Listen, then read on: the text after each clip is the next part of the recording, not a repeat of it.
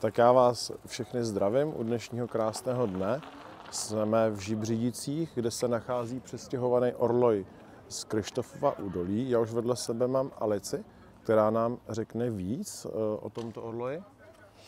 Tak orloj, to je taková záležitost mého tatínka, pana Martina Chaloupky, který před pár lety jezdil okolo opuštěné trafostanice a furt přemýšlel, co s ní udělat, než ji zbourat za strašné peníze a na vesnické náklady.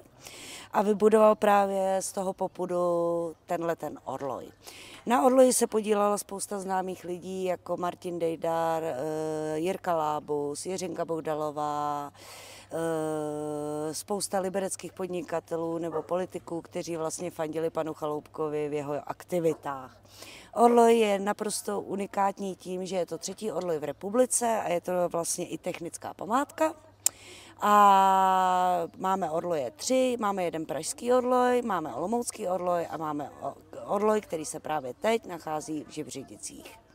Byl přestěhován před 2 lety z provozních důvodů, protože se stěhovalo i Muzeum hraček a Betlémů, které se nachází vlastně ve stejném areálu, jako se nachází orloj. Tam se podíváme za chvíli a teď se můžeme podívat vlastně do strojovny orloje. Můžeme určitě. Nacházíme se ve strojovně orloje přímo, že jo? Přesně sem tak. se normální smrtelník asi nedostane. A málo kdo, jenom když je dobrá nálada, tak ho možná i sem vyvenčíme. Ale když se dobře podíváte, tak vlastně tady vidíte tu geniální práci jak Martina Chaloupky, tak Jiřího Otmara, který vlastně projektoval a dělal s tatínkem veškeré té mechaniky, veškeré ty převody a stejně firma Budy, která se podílela vlastně na té kovopráci na orloji. Jinak tady hezky zblízka v tenhle moment vidíte i figury od pana Plechatého, který je autorem právě veškerých dřevoprací na orloji. A máme tady i zvenčí pak vidět hezky práci Honzy Nikondeje z Jablonce, který dělal veškerou tu kovařinu ozdobenou. Stává se často, že se třeba orloj porouchá, nebo Zaplať pán Bůh ne, jediný vliv, který na to má, je vlastně napětí proudu. Když nám trošku sklesne proud, tak je tady pojistka, která zastaví celý ten systém, aby se neskřížily dveře a tak v ten moment pak orloj nefunguje, ale jde jednoduše restartovat ručně. Takže vlastně návštěvníci, když budou chtít vidět orloj v provozu, tak každou celou hodinu. Každou celou hodinu, přesně tak. A od 17.5. už ho vidí komplet, protože bude v pohybu i ta luneta, což je finální produkt orloje. K tomu se dostaneme, protože 17. tady bude velká akce a to se dostaneme za chviličku. Přešli jsme jenom silnici, jsme vlastně pořád v Žibřídicích, pořád na jednom place a nacházíme se teď v Muzeu hraček a Betlémů. Nacházíte se v Muzeu hraček a Betlému, nacházíte se v muzeu, které je teď kapacitně trošičku menší, ale do budoucna se nám bude zvětšovat, protože těch expozic je doopravdy hodně. A je to muzeum, které 34 let bylo v jiné vesnici a právě potom přesunulo orloje, se přesunulo sem. A je to muzeum, kde vlastně najdete přes 150 betlémů v tento moment a dalších 380 jich máme připravených k vystavení, ale věnujeme se tu i historii vlastně vašeho dětství a vy máte mladé publikum 100%, takže mladé publikum aspoň pozná, jaké bylo dětství jejich rodičů. A dokonce i my poznáme věci, se kterými jsme vyrůstali tady my. Věnujeme se tu krom těch hraček, tak se tu věnujeme i té vesnické historii. Hodně umíme říct per huba, doslova do písmene. A do budoucna se budeme věnovat i historii této obce. Ale máme tu i takovou komůrku, kde vlastně se seznámíte se životem na vesnici. A než se do muzea podíváme s kamerou, tak vlastně chtěl bych říct, že vy pořádáte i pro školy nebo turisty skupinový? Pořádáme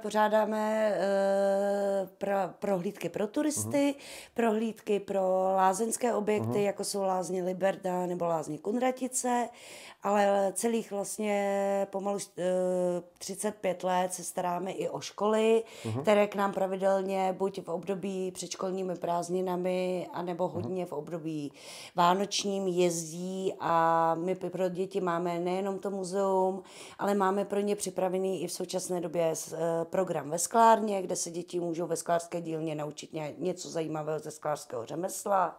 A já se dětem individuálně věnuju ohledně muzea, kde zazpomínáme nebo naučím něco děti, co se týče vlastně té historie jejich maminek, prababiček, babiček, s tím, že si povíme spoustu věcí o zajímavých předmětech, které se nachází právě v této místnosti.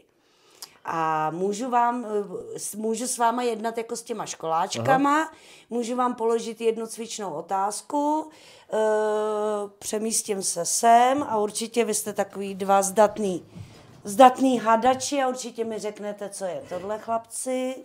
Pro ten účel, o kterém budeme mluvit, to určitě není, o kterém si to myslíte. Myslí si to všichni žáci. Ale poradím vám drobně, je u toho pračka, je u toho valcha. To bude něco na praní prádla. Přesně tak, přesně tak. Tak na tomhletom cvičně zkouším děti. To je takzvaně prací zvon, který má takový bezvadný zvuk. A vlastně mámy to bafli, položili to do necek a tak krásně pumpovali, až to prádlo proprali. A takhle vlastně tady ty dětičky učíme o těch zajímavostech, takové věcičky, jak ty maminky se dřív staraly o domácnost, co vlastně uměly ty domácí prostředky, jak se vyrábělo máslo, máme tady originál máselnici, máme tady vše, co se vlastně týká toho původního života.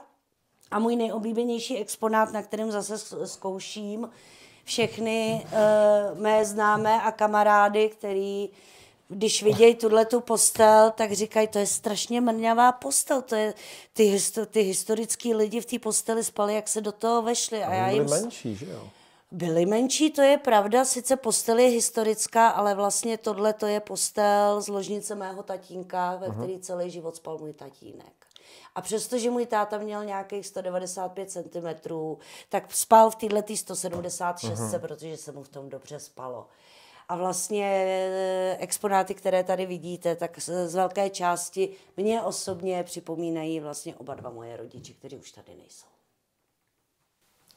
Vlastně pokud byste měli zájem zařídit vlastně tady tu krásnou ukázku všeho, jak sklárny Orloje muzeum, tak klikněte, tady máme odkaz na Instagram a máme autobusovou dopravu, která vám zajistí vlastně všechno v jednom balíčku komplet.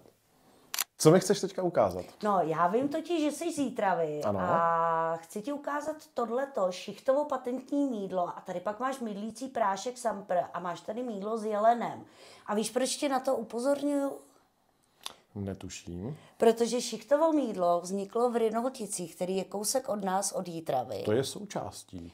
A je to součástí Jítravy. A je tam vlastně byla tam úplně první fabrika šichtova mýdla. Vyrábělo se tam úplně první šichtovo mýdlo s jelenem a svíčky od této firmy. A pan Šicht tam vybudoval svoji úplně první fabriku v republice. Poté už mu kapacita vlastně továrny nestačila a tak se přestěhovali do Ústí. Ale málo kdo z našich zákazníků ví, že vlastně šichtovo mýdlo, jeho rodiště je vlastně kousek od Jítravy a to v obci Rynoltice. To mě připomíná, protože máme chalupu v jižních Čechách, kousek u města Dačice a tam zase byla vyrobena první kostka cukru. Tak. Takže se pohybuješ, koukám, taky kolem historie. Ano. A teď se nacházíme pod Orlojem, přímo ve sklárně. Tady sklář Vilda nám řekne, na co se návštěvníci sklárny můžou těšit a co jim tady všechno ukážeme. Tak dílnu jsme připravili v podstatě jako zážitkovou, ne jako výrobní, ale pro turisty k využití ukázek různých technik sklářských a něco si tady návštěvníci můžou vyzkoušet i sami a sami si něco vyrobit. Případně pro ně můžeme udělat kurz vitrážový na Tiffany techniku a nebo na vinuté perle na kahanu. Já mám vedle sebe Péťu, ta tvoří vitráže. Péťo, řekni mi, jak se s tím dostala, co tě lákalo? No jako všechno kolem skla. Udělali jsme si kurz, přijala naše kamarádka z Nitry, která nám tady udělala vitrážový kurz a já už jsem v tom pak sama pokračovala. Baví tě to? Samozřejmě. Je o to velký zájem takhle? Návštěvníci kupujou si hodně? Ano, je. A hlavně andílci, zvířátka. Taková ta hezká klasika. Aha.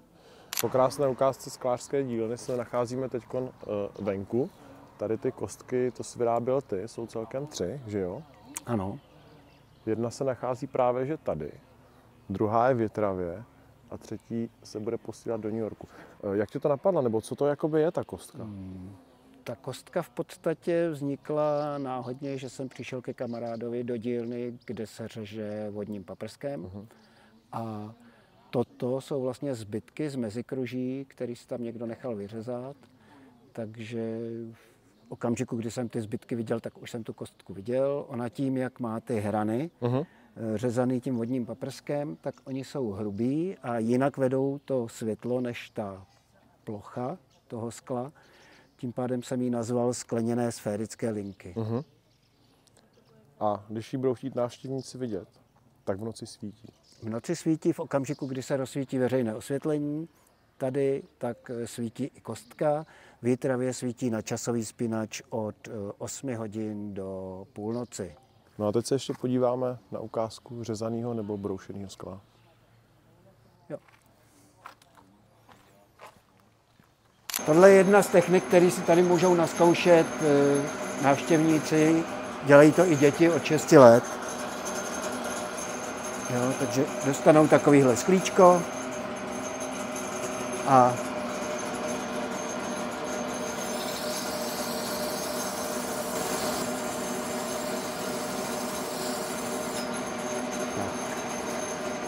hvězda je hotová.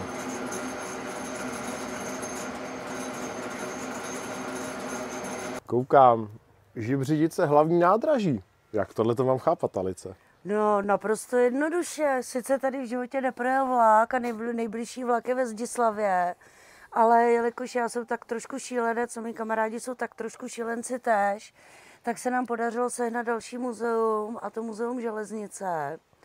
A čímž to pádem tady vidíš takový prvopočátek, to je právě ty Žibřidice hlavní nádraží.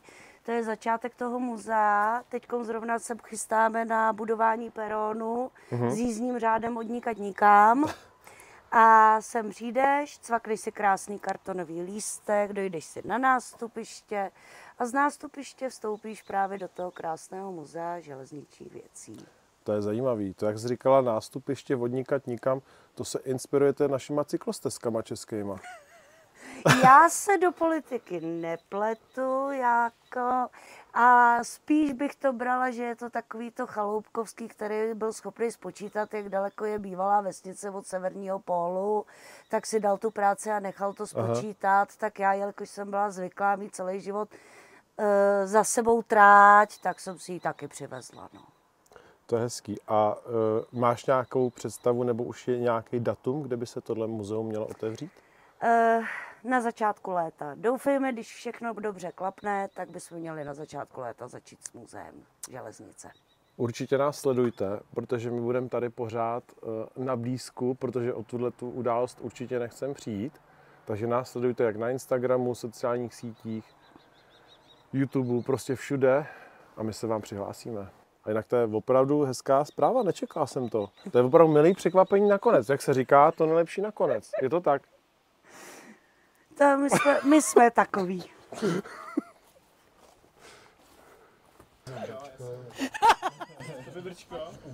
A na závěr jsme přišli zase ulici sem.